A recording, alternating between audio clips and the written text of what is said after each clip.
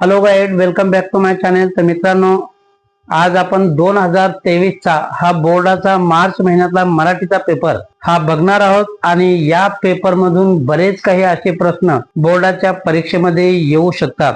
तर मित्रांनो, हा आहे बोर्डाचा एक पेपर आणि या ठिकाणी आपण बघणार आहोत ह्या काय सूचना दिलेल्या आहेत या ठिकाणी.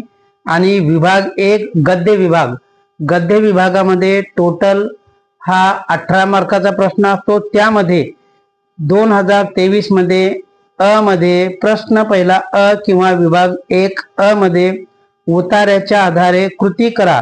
तर 4 चूक की बरोबर म्हणजेच राईट रॉंग असे 4 प्रश्न विचारले होते. म्हणजे हा 2 मार्काचा प्रश्न आहे. त्यानंतर या ठिकाणी हा उतारा आहे. या उतार्यामध्ये बघून आपल्याला उत्तर सांगायचे आहे. दुसरी कृती आहे आकृती पूर्ण करा. तर ह्या आकृती सुद्धा हे 2 बॉक्स दिले आहेत. या 2 बॉक्सचे उत्तर आपल्याला या उतार्यामध्ये पाहायला सापडतील.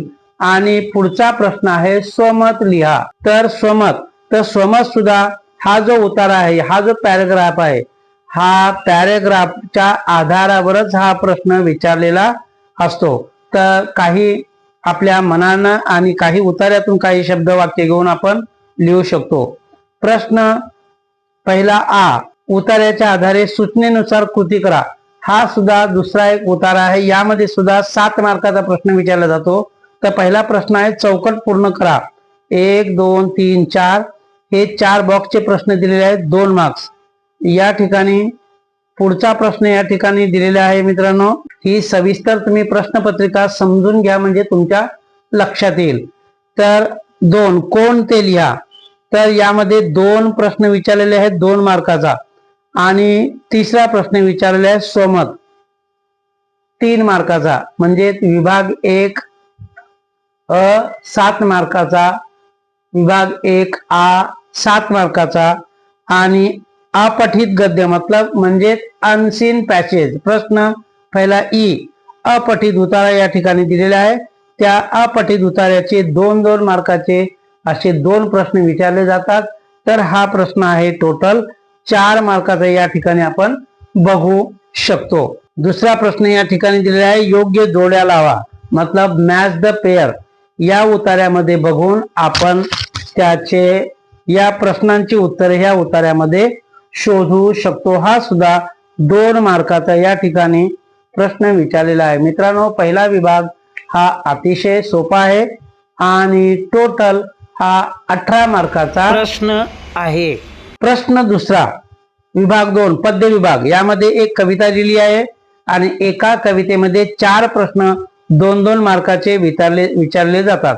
तर हा चौकट पूर्ण करा 2 मार्क्स. या ठिकाणी दुसरा प्रश्न एका वाक्यात उत्तरे द्या 2 मार्क्स. कवितेतील शब्दांचा अर्थ लिहा 2 मार्क्स. आणि विधानातील भाव स्पष्ट करा हा 2 मार्क्स. म्हणजे असे प्रश्न दुसरा अ मध्ये 4 प्रश्न 2-2 मार्काचे विचारले जातात. हे अतिशय सोपं आहे मित्रांनो. त्यानंतर प्रश्न दुसरा, खालील 2 कवितापैकी कोणत्याही एका कवितेसंबंधी दिलेल्या मुद्द्याच्या आधारे कृती सोडवा. म्हणजे रसग्रहण अप्रिशिएशन, 2 दिवस आणि स्वप्न करू साकार.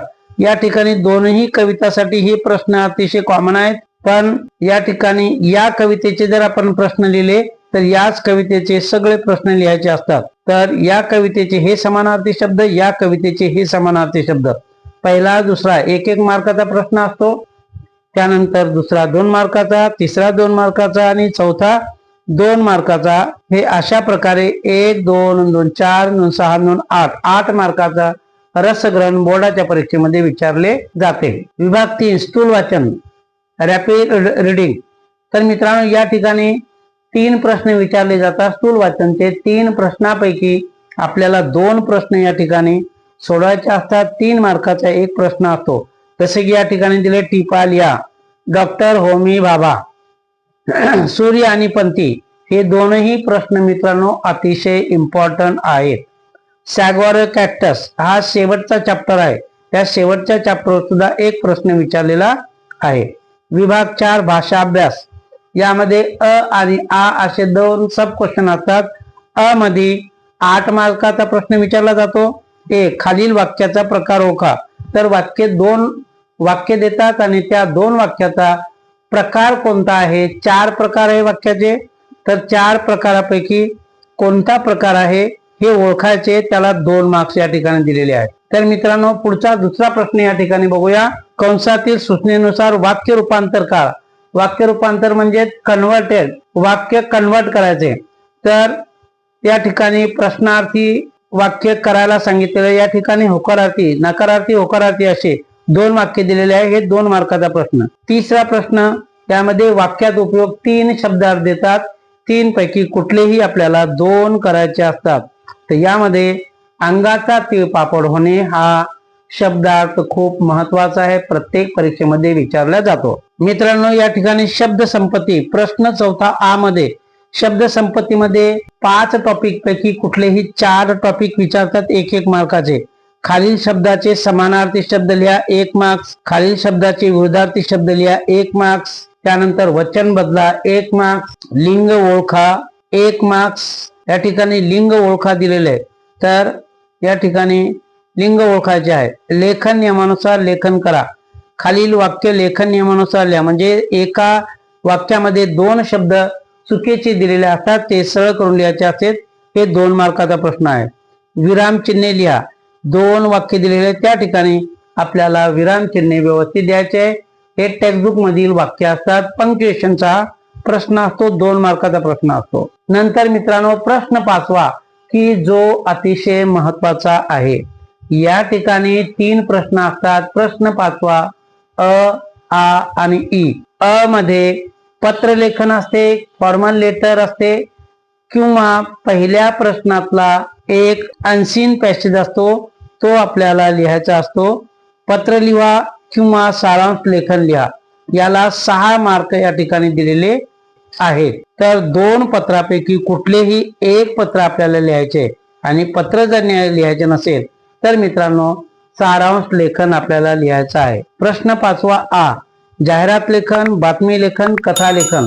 तर 3 टॉपिक आहेत. 3 टॉपिक पैकी कुठलेही 2 टॉपिक करायचे आहेत. 10 मार्काचा प्रश्न आहे. त्यानंतर प्रश्न 5वा ई आणि शेवटचा प्रश्न आहे लेखन कौशल्य. तर लेखन कौशल्य मतलब निबंध लेखन. या ठिकाणी प्रसंग लेखन, आत्मकथन आणि वैचारिक. आत्मकथन आणि वैचारिक हे 3 टॉपिक दिलेले आहेत. 3 टॉपिक पैकी कुठल्याही एका टॉपिकवर आपल्याला निबंध मुद्द्याला अनुसरून असा निबंध लिहायचा आहे. तर मित्रांनो, याला 8 मार्क्स आहे. अशा प्रकारे हा प्रश्नपत्रिकेचा नमुना आपण या ठिकाणी आज बघितलेला आहे. टोटल प्रश्न हे 80 मार्काचे असतात. आणि त्यापैकी बऱ्याच लोकांच्या अडचणी असतात की सर आमचा पेपर 3 घंट्यामध्ये होत नाही. तर मित्रांनो, तुम्ही टायमाचे मॅनेजमेंट बरोबर करा. प्रश्नपत्रिका सोडवण्याचा सराव करा, जेणेकरून तुमचा पेपर व्यवस्थित वेळेत पूर्ण होईल. आणि दुसरी एक महत्वाची गोष्ट म्हणजे मित्रांनो, बोर्डाच्या परीक्षेमध्ये कुठलाही प्रश्न तुम्ही अगोदर लिहू शकता, परंतु जो प्रश्न आपल्याला व्यवस्थित येत असेल त्या प्रश्नापासूनच सुरुवात करा. चुकीचा प्रश्न तुम्ही सुरुवात कराल तर तुमच्या पेपरवर त्याचे बॅड इम्प्रेशन पडेल आणि पुढे एक्झामिनर बरोबर मार्क देणार नाही. म्हणून जो प्रश्न व्यवस्थित येत असेल त्या प्रश्नापासून सुरुवात करा. तर मित्रांनो, अशा प्रकारे हा बोर्डाचा पेपर कसा असतो हे आज आपण बघितलेले आहे. आय होप तुम्हाला हा प्रश्नपत्रिकेचे स्वरूप समजले असेल.